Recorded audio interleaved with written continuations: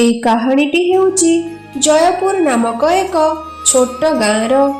ଏହି ଗାଁରେ ମାଧବ ତାର ସ୍ତ୍ରୀ ସୁସ୍ମିତା ଓ ତାର ଝିଅ ଝିଲ୍ଲୀ ସହ ରହୁଥିଲା। ମାଧବ ସେହି ଗାଁର ସବୁଠାରୁ ଧନୀ ବ୍ୟକ୍ତିର ଢାବାରେ ବାସନ ମାଜିବା କାମ କରୁଥିଲା। ତାଙ୍କ ବାହାଘରର 20 ବର୍ଷ ପରେ ମାଧବ ଓ ସୁସ୍ମିତାର ଝିଅଟିଏ ହୋଇଥିଲା। ମାଧବ ଯେଉଁ ହୋଟେଲରେ କାମ କରୁଥିଲା ସେଠି ଲୋକଙ୍କର ଭିଡ଼ ରହୁଥିଲା। ସେ ଧନୀ ବ୍ୟକ୍ତିର ହୋଟେଲରୁ ହିଁ ମାଧବର ଘର ଚଳୁଥିଲା। ଗୋଟିଏ ଦିନର କଥା, ଧନୀ ବ୍ୟକ୍ତି ନିଜ ଢାବାର ସଫା ସୁତୁରା ପାଇଁ ଆନନ୍ଦ ନାମକ ଏକ ବ୍ୟକ୍ତିକୁ କାମରେ ରଖିଦିଏ। ଆଜ୍ଞା, ମୋ ଦ୍ୱାରା କ'ଣ ଭୁଲ ହୋଇଯାଇଛି କୁହନ୍ତୁ। ଆଉ କାହିଁକି ମୁଁ ଥାଉ ଥାଉ ଆଉ କାହାକୁ କାମରେ ରଖିଲେ? ମୋର କ'ଣ ଭୁଲ ହେଇଛି ମୋତେ କୁହନ୍ତୁ। ଆରେ ମାଧବ ଭାଇ, ଏବେ ତମେ ବୁଢ଼ା ହୋଇଗଲଣି। ଆଉ ତମକୁ ତ ଜଣା ଅଛି ଆମର ଏ ଢାବାରେ କେତେ କାମ ଅଛି। ଆଉ ତମେ ଏ ଢାବାରେ କାମ କରୁଥିବା ସବୁଠାରୁ ପୁରୁଣା ଲୋକ। ଏଥିପାଇଁ ମୁଁ ତମକୁ ଏ ଢାବାରୁ ବାହାର କରୁନି। ଏ ଆନନ୍ଦ କାମ କରିବାରେ ଆପଣଙ୍କୁ ସାହାଯ୍ୟ କରିବ, ଯାହାଦ୍ୱାରା ଆପଣଙ୍କ କାମ କମ୍ ହୋଇଯିବ ଆଉ ଢାବାର କାମ ମଧ୍ୟ ଜଲ୍ଦି ହୋଇଯିବ। ମାଧବ ଭାଇ, ଆପଣ କେବଳ ଆନନ୍ଦକୁ ସବୁ କାମ ବୁଝାଇ ଦେବେ, ଆଉ ତମେ ଦି ଜଣ ଏ ଢାବାରେ ମିଶିକି କାମ କରିବ। ହଉ ଠିକ୍ ଅଛି ଆଜ୍ଞା, ମୁଁ ଆନନ୍ଦକୁ ସବୁ କାମ ବତାଇ ଦେବି। ମାଧବ ଆନନ୍ଦକୁ ନିଜ ସାଥିରେ ନେଇଯାଏ ଆଉ ଢାବାର ସବୁ କାମ ବିଷୟରେ ଜଣାଇ ଦିଏ। ଏବେ ମାଧବ ଓ ଆନନ୍ଦ ମିଳିମିଶି କାମ କରିବାରେ ଲାଗିଲେ। ଗୋଟିଏ ଦିନ ଆନନ୍ଦ ଢାବାରେ ସବୁ ଅପରିଷ୍କାର ବାସନ ଧୋଉଥିଲା ଆଉ ମାଧବ ଢାବାର ପୋଛା ମାରୁଥିଲା। ଏ ବୁଢ଼ା ମୋତେ ହଇରାଣ କରିସାରିଲାଣି। ଯେବେଠୁ ମୁଁ ଏ ଢାବାକୁ ଆସିଛି ଅଧିକ କାମ ମୋତେ ହିଁ କରିବାକୁ ପଡୁଛି। ଆଉ ଏ ବୁଢ଼ାକୁ ଅଳ୍ପ କାମ କରିବାକୁ ପଡୁଛି ଆଉ ଅଧିକ ସମୟ ଆରାମସେ କରୁଛି। ମୁଁ ଏଠି କାମ ଅଧିକା କରୁଛି ଆଉ ପଇସା ସେଥିରେ ଅଳ୍ପ ବି ମିଳୁଛି। ମୋତେ କିଛି ନା କିଛି ଉପାୟ ଭାବିକି ହିଁ ଏ ବୁଢ଼ାକୁ ଏଠୁ ବାହାର କରିବାକୁ ପଡିବ। ଦେଖୁ ଦେଖୁ ରାତି ହୋଇଯାଏ। ମାଲିକ ତାଙ୍କ 2 ଜଣଙ୍କର ଦିନକର ମଜୁରୀ ଦେଇଦିଏ ଆଉ ମାଧବକୁ କିଛି ଖାଇବା ମଧ୍ୟ ଦିଆଯାଏ। ଏହା ବି ଦେଖିକି ଆନନ୍ଦ କୁହେ, ଆଜ୍ଞା, ଯଦି ଦେଖାଯାଏ ତ ମାଧବ କାକାଙ୍କ ଠାରୁ ମୁଁ ଅଧିକା କାମ କରୁଛି। ସେଥିରେ ଆପଣ ତାଙ୍କୁ ଅଧିକା ପଇସା ଦେଉଛନ୍ତି ଆଉ ସାଥିରେ ଖାଇବା ମଧ୍ୟ ଦେଉଛନ୍ତି। ଆଉ ମୁଁ ଏତେ କାମ କରିକି ମଧ୍ୟ ମୋତେ ଅଳ୍ପ ପଇସା ଦେଉଛନ୍ତି। ଏମିତି କ'ଣ ପାଇଁ ଆଜ୍ଞା? ଆରେ ଆନନ୍ଦ, ସେ ମାଧବ ଭାଇ ହେଉଛନ୍ତି ଏ ଢାବାର ପୁରୁଣା କର୍ମଚାରୀ। ଆଙ୍କର ଜୀବନ ଯାକ ଏ ଢାବାରେ କାମ କରିକି କଟାଇଛନ୍ତି, ତ ଏଟା ତାଙ୍କର ହକ୍ ପାଇବାର। ଯେବେ ତମେ ପୁରୁଣା କର୍ମଚାରୀ ହୋଇଯିବ ତ ତମକୁ ମଧ୍ୟ ଏସବୁ ମିଳିବ, ଯାହା ମାଧବ ଭାଇକୁ ମିଳୁଛି। କିଛି ସମୟ ଯାଏ ସେମାନେ କଥା ହୋଇକି ନିଜ ନିଜ ଘରକୁ ଚାଲି ଯାଆନ୍ତି। କୋଉଠି ନା କୋଉଠି ମାଧବକୁ ନେଇକି ଆନନ୍ଦ ମନରେ ଈର୍ଷା ଭାବ ଆସିଯାଇଥିଲା। ମାଧବ ଧୀରେ ଧୀରେ ନିଜ ଘରକୁ ଆସିଯାଏ। ବାପା, ତମେ ଆସିଗଲ। ଏ ନିଅ ମା ଦୁର୍ଗାଙ୍କର ପ୍ରସାଦ। କାଲିଠୁ ନବରାତ୍ରି ବ୍ରତ ଆରମ୍ଭ ହେବାକୁ ଯାଉଛି। ଆରେ ବାଃ, ମୋର ଝିଅ, କାଲିଠୁ ତୋର ବ୍ରତ ଆରମ୍ଭ ହେବ। ଶୁଣ, ତମେ କିଛି ପଇସା ଦେଇଦିଅ। ଝିଲ୍ଲୀର ବ୍ରତ ପାଇଁ କିଛି ପଇସା ଦରକାର ହଉଛି। ସୁସ୍ମିତା, ମୋ ପାଖରେ ଖାଲି ଏତିକି ପଇସା ଅଛି ଆଉ ମାଲିକ କିଛି ଖାଇବାକୁ ମଧ୍ୟ ଦେଇଛନ୍ତି। ଚାଲ ଆଗ ଖାଇନେବା, ପୁଣି ଅନ୍ୟ କଥା ଚିନ୍ତା କରିବା। ତା ପରଦିନ ମାଧବକୁ ବହୁତ ଜୋରରେ ଜ୍ୱର ହୋଇଯାଇଥାଏ ଆଉ ସେ ନିଜ କାମରେ ଯିବାକୁ ଜିଦ୍ କରେ। କିନ୍ତୁ ସୁସ୍ମିତା ଆଉ ତାର ଝିଅ ଝିଲି ତାକୁ ଅଟକାଇ ଦିଅନ୍ତି।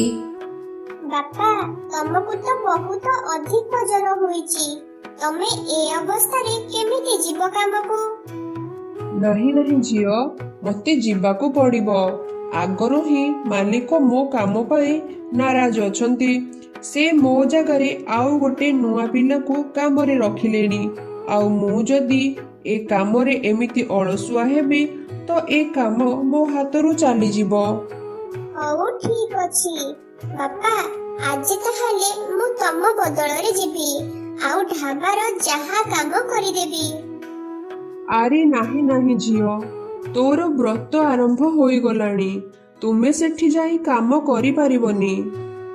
ଆରେ ବାପା, ସେଠି ଯାଇକି କଣ ମତେ ପଥର ଉଠାଇବାକୁ ପଡିବ କି? ଛାଇରେ ବସିକି ସଫା ତ କେବଳ କରିବାର ଅଛି। ଆଉ ମାଲିକଙ୍କୁ ମୁଁ ଜଣାଇଦେବି କି ମୋର ନବରାତ୍ରି ବ୍ରତ ଆରମ୍ଭ ହୋଇଗଲାଣି। ତ ସେ ମତେ ଆଉ ବେଶୀ କାମ କରାଇବାକୁ ଦେବେନି। ହେଲେ ତମର ଏ ସମୟରେ ବିଶ୍ରାମ କରିବା ଜରୁରୀ। ଆରେ ଯିବାକୁ ଦିଅ ନା ଝିଅକୁ, ଗୋଟେ ଦିନର ତ କଥା। ବାପା, ମୁଁ ଯଦି ତମକୁ ଏ ଅବସ୍ଥାରେ ଯିବାକୁ ଦେବି ତାହେଲେ ମା ଦୁର୍ଗା ମୋ ଉପରେ ରାଗିଯିବେ। ଶେଷରେ ସୁସ୍ମିତା ଓ ଝିଲିର କଥା ମାନିକି ଝିଲିକୁ ଢାବାକୁ ପଠାଇ ଦିଏ। ଝିଲି ମାଲିକ ଓ ଆନନ୍ଦକୁ ସବୁ କଥା ଜଣାଇ ଦିଏ, ଯାହାଦ୍ୱାରା ମାଲିକ ସବୁ କଥା ବୁଝିକି ଝିଲିକୁ କାମ କରିବାକୁ ଅନୁମତି ଦିଏ। ଏବେ ଝିଲି ନିଜ ବାପାଙ୍କ ଜାଗାରେ କାମ କରିବାକୁ ଲାଗେ। ଆଉ ଦେଖୁ ଦେଖୁ ବେଳା ସମୟ ହୋଇଯାଏ। ଆନନ୍ଦ, ମୁଁ ଢାବାର କିଛି କାମରେ ବାହାରକୁ ଯାଉଛି। ଅଳ୍ପ ସମୟରେ ଆସିଯିବି। ସେଇ ସମୟ ତକ ତମେ ଦି ଜଣ ଢାବାକୁ ଯୋଉ ଲୋକମାନେ ଆସିବେ ତାଙ୍କ କଥା ଠିକ ଭାବରେ ବୁଝୁଥିବ। ଠିକ ଅଛି ଆଜ୍ଞା, ମୁଁ ଠିକ ସେ ଧ୍ୟାନ ରଖିବି। ହଁ, ସେ ମାଧବ ଉପରେ ବହୁତ ବିଶ୍ୱାସ ଅଛି ନା ମାଲିକଙ୍କର।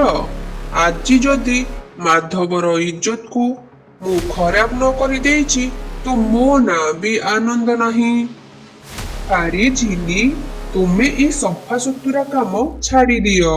ମୁଁ ଏଗୁଡ଼ା କରିନେବି। ତମେ ଯାଇ ମାଲିକଙ୍କର ଚେୟାରରେ ବସିଯାଅ। ଝିଲି ଆନନ୍ଦର କଥା ମାନି ଚେୟାରରେ ବସିଯାଏ। ସେଠି ବହୁତ ଗୁଡ଼ାଏ ପଇସା ଥିଲା। କିଛି ସମୟ ଗଲା ପରେ ବହୁତ ଲୋକ ସେଠି ଖାଇକି ଯାଆନ୍ତି। ସେହି ସମୟରେ ଢାବାରେ କେହି ନଥିଲେ। ଆନନ୍ଦ ଭାଇ, ମତେ ଟିକେ ବାହାରକୁ ଯିବାର ଅଛି। ତ କିଛି ସମୟ ପାଇଁ ଆପଣ ଏଠାରେ ବସି ଯାଆନ୍ତୁ। ଝିଲି କିଛି ସମୟ ପାଇଁ ବାହାରକୁ ଚାଲିଯାଏ। ସେତେବେଳେ ଆନନ୍ଦ ମାଲିକ ପଇସା ରଖୁଥିବା ଜାଗାରେ ହାତ ବୁଲାଉଥାଏ ଆଉ ପଇସା ବାହାର କରିକି ଝିଲିର ବ୍ୟାଗରେ ଥୋଇଦିଏ। ଆଉ ପୁଣି ସେଠାରୁ ସେ ଚାଲିଯାଏ। କିଛି ସମୟ ଗଲା ପରେ ମାଲିକ ସେଠାକୁ ଚାଲି ଆସେ, କିନ୍ତୁ ସେ ପଇସାକୁ ଦେଖିଲା ନାହିଁ। ଦେଖୁ ଦେଖୁ ରାତି ହୋଇଯାଏ। ମାଲିକକୁ ଝିଲିକୁ ଘରକୁ ଯିବା ପାଇଁ କହିଦିଏ। ଝିଲି ସେଠାରୁ ତାର ଘରକୁ ଚାଲିଯାଏ। ମାଲିକ ଯେତେବେଳେ ପଇସା ଦେଖେ ତ ସେଠାରେ ତାର ପଇସା ନଥାଏ। ମାଲିକ ରାଗିଯାଏ କି, ଆନନ୍ଦ, ଆନନ୍ଦ, ଏଠାରୁ ପଇସା କୁଆଡ଼େ ଗଲା? ସତ ସତ କହ, ତୁ ନେଇନାହୁଁ ତ? ନାହିଁ ନାହିଁ ଆଜ୍ଞା, ମୁଁ ପଇସା ନେଇନି। ମୁଁ ଗରିବ ସତ, ହେଲେ ଚୋର ନୁହଁ। ମୁଁ କଣ ପାଇଁ ଚୋରି କରିବି ଯେ? ମୁଁ ଗଲା ପରେ ଢାବାରେ ତୁ ଆଉ ଝିଲି ଥିଲ, ତ ପଇସା କୁଆଡ଼େ ଗଲା କହ? ଆଜ୍ଞା, ମୁଁ ଏଠି ଅଛି। ଆପଣ ଚାହିଁବେ ଯଦି ମୋର ତଲାସି ନେଇପାରିବେ। ମାଲିକ ଆନନ୍ଦର ତଲାସି ନିଏ, ହେଲେ ତାଠାରୁ କୌଣସି ପଇସା ମିଳେ ନାହିଁ। ଦେଖିଲେ ତ ଆଜ୍ଞା, ମୁଁ ତ କହିଥିଲି ମୋଠି ପଇସା ନାହିଁ। ମୁଁ ପଇସା ଚୋରି କରିନି। ଯଦି ମୁଁ ପଇସା ଚୋରି କରିଥାନ୍ତି ତ ଏବେ ଯାଏ ମୁଁ ଏଠାରେ ନଥାନ୍ତି। ମୁଁ ତ କେବେଠାରୁ ଏଠାରୁ ଚାଲି ଯାଆନ୍ତିନି। ହଁ, ତମେ ତ ଠିକ କହୁଛ। ହେଲେ ପଇସା ଗଲା କୁଆଡେ? ମୋତେ ଲାଗୁଛି ମାଧବ କାକାଙ୍କ ଝିଅ ଝିଲି ପଇସା ଚୋରି କରିଛି ବୋଧେ। ଏ କଣ କହୁଛ ଆନନ୍ଦ? ଦେଖ, ମାଧବ ଭାଇ ଆଉ ତାଙ୍କ ପରିବାର ଏମିତି ନୁହନ୍ତି। ହେଲେ ଆଜ୍ଞା, ଏତେ ପଇସା ଦେଖିକି କାହାର ତ କାହାର ଚିନ୍ତାଧାରା ତ ନିହାତି ବଦଳିଯିବ ନା। ଆଉ ଗୋଟେ କଥା, ତଲାସି କରିବାରେ କଣ ଅସୁବିଧା ଅଛି ଯେ? ଆନନ୍ଦର କଥା ମାନିକି ମାଲିକ ମାଧବର ଘରକୁ ଆସେ। ମାଧବର ଘରେ ଝିଲି ନିଜର ନବରାତ୍ରି ବ୍ରତ ଭାଙ୍ଗୁଥାଏ ଆଉ ନିଜ ବାପାଙ୍କୁ ପ୍ରସାଦ ଦେଉଥାଏ।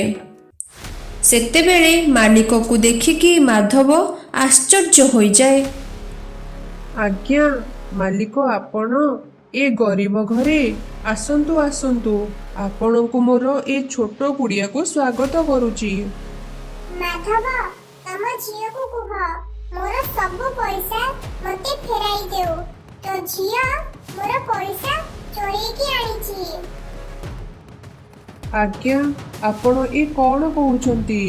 ମୋ ଝିଅ ଏମିତି କଣ ପାଇଁ କରିବ? ସେ ଆପଣଙ୍କର ପଇସା ଚୋରାଇ ନାହିଁ। ସେ ତ ଖାଲି ହାତରେ ଆସିଛି। ସେତେବେଳେ ମାଲିକ ଝିଲିର ବ୍ୟାଗ ଉଠାଇ ନିଏ ଆଉ ସେଥିରେ ତଲାସି ନିଏ। ସେଥିରୁ ପଇସା ବାହାର କରିଦିଏ। ଏହା ଦେଖିକି ଝିଲି, ସୁସ୍ମିତା ଓ ମାଧବ ବିଶ୍ୱାସ କରିପାରନ୍ତି ନାହିଁ। ଏ ପଇସା ବ୍ୟାଗରେ କେମିତି ଆସିଲା? ମୁଁ ଜାଣିନି ବାପା, ମୁଁ ଜାଣିନି ଏ ପଇସା କୋଉଠୁ ଆସିଲା। ମୁଁ ଏ ପଇସା ଚୋରାଇ ନାହିଁ। ଛି ମା ଛି, ତୋଠାରୁ ମୁଁ ଏଟା ଆଶା କରିନଥିଲି। ଚୋର ଚୋରି କରିସାରିଲା ପରେ ଏଇଟା ହିଁ କୁହେ। ମାଧବ, ତମ ଝିଅ ଏମିତି ବାହାରିବ ମୁଁ ଏଟା କେବେ ବି ଭାବିନଥିଲି। ଆଉ କାଲିଠୁ ତମେ ମୋ ଢାବାକୁ ଆସିବା ଦରକାର ନାହିଁ। ମୁଁ ଏବେ ତମକୁ କାମରୁ ବାହାର କରୁଛି। ଆଜ୍ଞା, ମୋ ଝିଅକୁ କ୍ଷମା କରିଦିଅନ୍ତୁ। ତା ଦ୍ୱାରା ଭୁଲ ହୋଇଯାଇଛି। ଏ ଗରିବକୁ କାମରୁ ବାହାର କରନ୍ତୁନି ଆଜ୍ଞା। ଦୟାକରି ମୋତେ କ୍ଷମା କରିଦିଅନ୍ତୁ। ମାଲିକ ମାଧବର ଗୋଟିଏ ବି କଥା ଶୁଣେନି ଆଉ ସେଠାରୁ ଚାଲିଯାଏ। ଆଉ ମାଧବ ତାର ଝିଅକୁ ବାଡ଼େଇବାକୁ ଲାଗେ ଆଉ ତାକୁ ଘରୁ ବାହାର କରିଦିଏ। ଝିଲି କାନ୍ଦି କାନ୍ଦି ବହୁତ ଥର କୁହେ, ବାପା ମୁଁ ଚୋରି କରିନି, ବାପା ମୁଁ ଚୋରି କରିନି। ହେଲେ ମାଧବ ତାର ଗୋଟିଏ ବି କଥା ଶୁଣେନି। ହେ ମା ଦୁର୍ଗା, ଏ ସିଂହ ବାହିନୀ, ମା ଦୁର୍ଗା, ମୁଁ ପରା ଶ୍ରଦ୍ଧାରେ ତମର ନବରାତ୍ରି ବ୍ରତ କରିଛି, ଆପଣଙ୍କର ପୂଜା କରିଛି। ଆଉ ଏବେ ଆପଣ ହିଁ ମୋର ସହାୟତା କରନ୍ତୁ। ଚୋରିର ଯୋଉ ମିଛ ଆରୋପ ମୋ ଉପରେ ଲାଗିଛି, ଆପଣ ଏହାର ସତ ସମସ୍ତଙ୍କ ସାମ୍ନାକୁ ଆଣନ୍ତୁ। କିଛି ଚମତ୍କାର କରନ୍ତୁ ଦୁର୍ଗା ମା, ମୋ ବାପାଙ୍କର ଇଜ୍ଜତକୁ ବଞ୍ଚାଇ ଦିଅ। ଆଉ ମୁଁ କାଲି କନ୍ୟା ପୂଜା କେମିତି କରିବି? ଦେଖୁଛ ଭଉଣୀ, କେତେ ଅନ୍ୟାୟ ହେଉଛି। ଆପଣଙ୍କୁ ପୂଜା କରୁଥିବା ଝିଲିକୁ କେମିତି ଆନନ୍ଦ ଚୋରିର ଆରୋପ ଲଗାଇଛି। କଣ ଆପଣ ଆପଣଙ୍କର ଭକ୍ତର ରକ୍ଷା କରିବେନି? ଭଉଣୀ, କଣ ନବରାତ୍ରି ବ୍ରତ କରିକି ମଧ୍ୟ ଝିଲିକୁ ଏତେ କଷ୍ଟ ଭୋଗିବାକୁ ପଡ଼ିବ? ନାହିଁ ଭଉଣୀ ନାହିଁ, ଆପଣଙ୍କୁ ଆପଣଙ୍କ ଭକ୍ତର ରକ୍ଷା କରିବାକୁ ପଡ଼ିବ। ଦୁଷ୍ଟ ଆନନ୍ଦକୁ ମଧ୍ୟ ସବକ ଶିଖାଇବାକୁ ହିଁ ପଡ଼ିବ। ହଁ ଭାଇ, ମୁଁ ସବୁ ଦେଖୁଛି। ମୁଁ ତ କେବଳ ଝିଲିର ଧୈର୍ଯ୍ୟର ପରୀକ୍ଷା ଦେଖୁଥିଲି। ଏବେ ମୁଁ ନିଜେ ତା ପାଖକୁ ଯିବି ଆଉ ତାର ସବୁ ଦୁଃଖର ବିନାଶ କରିବି। ଏତିକି କହି ମା ଦୁର୍ଗା ସେଠାରୁ ଅଦୃଶ୍ୟ ହୋଇଯାଆନ୍ତି ଆଉ ସେ ଆନନ୍ଦର ସ୍ୱପ୍ନରେ ଆସନ୍ତି। ଦୁଷ୍ଟ ଆନନ୍ଦ, ତୁମେ ଗରିବ ଓ ନିଃସ୍ୱାର୍ଥପର ଝିଲିକୁ ମିଛ ଚୋରି ଆରୋପରେ ଫସାଇଛ। ତମକୁ ଏଥିପାଇଁ କଠୋରରୁ କଠୋର ଦଣ୍ଡ ମିଳିବ। ଯଦି ତୁ ନିଜ ପାପର ମୁକ୍ତି ଚାହୁଁଛୁ, ତ ତୁ ନିଜର ପାପର ଖୁଲାସା କର ଓ ଝିଲିକୁ କ୍ଷମା ମାଗ, ତାହେଲେ ତୁ ବଞ୍ଚି ପାରିବୁ। ଏତିକି କହି ଦୁର୍ଗା ମା ଅଦୃଶ୍ୟ ହୋଇଯାଆନ୍ତି। ତ ସେତେବେଳେ ଆନନ୍ଦ ଉଠିଯାଏ ଆଉ ମନକୁ ମନ ଭାବେ, ଏ କୌଣସି ଖରାପ ସ୍ୱପ୍ନ ଥିଲା। କଣ ମା ଦୁର୍ଗା ଆସିଥିଲେ? ଆଜିକାଲି ଯୁଗରେ କଣ ଭଗବାନ ଅଛନ୍ତି ଯେ ଆସିଯିବେ? ଏଗୁଡା ସବୁ ଅନ୍ଧବିଶ୍ୱାସ। ମୁଁ ଏଗୁଡା ମାନେ ନାହିଁ। ଏ ଖାଲି ସ୍ୱପ୍ନ ଛଡା ଆଉ କିଛି ନଥିଲା। ଏବେ ମୁଁ ଶୋଇ ପଡୁଛି। କିଛି ସମୟ ପରେ ଏକ ପୋଲିସ ଢାବାକୁ ଖାଇବାକୁ ଆସେ ଆଉ ନିଜର ମହଙ୍ଗା ମୋବାଇଲ ଆଉ ଘଣ୍ଟା ଟେବଲ ଉପରେ ଥୋଇଦିଏ ଆଉ ଖାଇବା ଖାଏ। ଖାଇବା ଖାଇସାରିଲା ପରେ ପୋଲିସ ହାତ ଧୋଇବାକୁ ଯାଏ। ହେଲେ ସେ ଯେତେବେଳେ ଆସେ ତ ଦେଖେ ତାର ସେଠାରେ ମୋବାଇଲ କି ଘଣ୍ଟା ନାହିଁ। ସେତେବେଳେ ସେ ଦେଖେ ଆନନ୍ଦକୁ। ପୋଲିସ ଆନନ୍ଦକୁ ଜୋର ଜୋରରେ ବାଡ଼େଇବାକୁ ଲାଗେ ଆଉ ଆନନ୍ଦ ମଝିରେ ମଝିରେ ଚିଲେଇକି କହୁଥାଏ ସେ ଚୋରି କରିନି। ସେତେବେଳେ ଆନନ୍ଦର ପକେଟରୁ ଘଣ୍ଟା ଓ ମୋବାଇଲ ପଡ଼ିଯାଏ ତ ସମସ୍ତେ ତାକୁ ଆହୁରି ଜୋରରେ ବାଡ଼େଇବାକୁ ଲାଗନ୍ତି ଆଉ ତାକୁ ଅଧମରା କରି ଛାଡ଼ିଦେଲେ। ତ ସେତେବେଳେ ତାକୁ ନିଜର ସ୍ୱପ୍ନ କଥା ମନେ ପଡ଼ିଲା ଆଉ ସେ ବୁଝିପାରେ ମା ଦୁର୍ଗା ତାକୁ ତା କର୍ମର ଫଳ ଦେଇଛନ୍ତି। ଆନନ୍ଦ ହାତ ଯୋଡ଼ିକି ମା ଦୁର୍ଗାଙ୍କୁ କ୍ଷମା ମାଗେ ଆଉ ଢାବାର ମାଲିକ ପାଖକୁ ଯାଇକି କହେ, ଆଜ୍ଞା, ମୋତେ କ୍ଷମା କରିଦିଅନ୍ତୁ। ଆପଣଙ୍କ ପଇସା ଝିଲି ନୁହଁ, ମୁଁ ଚୋରେଇଥିଲି। ମୁଁ ହିଁ ଆପଣଙ୍କ ପଇସା ନେଇକି ଝିଲିର ବ୍ୟାଗରେ ଥୋଇ ଦେଇଥିଲି, ଯାହାଦ୍ୱାରା ସେ ଆଉ ତାର ବାପାଙ୍କୁ ତମେ ଖରାପ ବୁଝିବ ଆଉ ଆପଣ ମାଧବ କାକାଙ୍କୁ କାମରୁ ବାହାର କରିଦବ। ମୁଁ ସତ କହୁଛି, ମୋତେ କ୍ଷମା କରିଦିଅ, ମୋତେ କ୍ଷମା କରିଦିଅ। ଆଚ୍ଛା, ତ ଏ ସବୁ ଡ୍ରାମା ତୋର ଥିଲା ଆଉ ମୁଁ ଖାଲିଟାରେ ମାଧବ ଭାଇକୁ ଆଉ ତାର ଝିଅକୁ ଭୁଲ ବୁଝିଲି। ମାଲିକ ଆନନ୍ଦର କଥା ଶୁଣିକି ତାର ଭୁଲ ବୁଝିପାରେ ଆଉ ସେହି ସମୟରେ ମାଧବ ଘରକୁ ଯାଏ। ମାଲିକ ଯେତେବେଳେ ଝିଲିକୁ ବାହାରେ ଥିବାର ଦେଖେ ତ ସେ ଝିଲିକୁ ନେଇକି ଘର ଭିତରକୁ ଯାଏ। ମାଧବ ଓ ସସ୍ମିତା ପୁଣି ଥରେ ମାଲିକକୁ ଦେଖିକି ସଙ୍କୋଚରେ ପଡ଼ିଗଲେ। ସେତେବେଳେ ମାଲିକ ସବୁ କଥା ମାଧବକୁ ଜଣାଏ ଆଉ ମାଲିକ ଝିଲିକୁ କ୍ଷମା ମାଗିକି ସେଠାରୁ ଚାଲିଯାଏ। ସେତେବେଳେ ମା ଦୁର୍ଗା ସେଠାରେ ପ୍ରକଟ ହେଲେ ଆଉ ସବୁ କଥା ତାର ପରିବାରଙ୍କୁ ଜଣାନ୍ତି ଆଉ କେମିତି ସେ ଦୁଷ୍ଟ ଆନନ୍ଦକୁ ବୁଦ୍ଧି ଶିଖେଇଥିଲେ ସେ ସବୁ କଥା ଜଣାଇଲେ।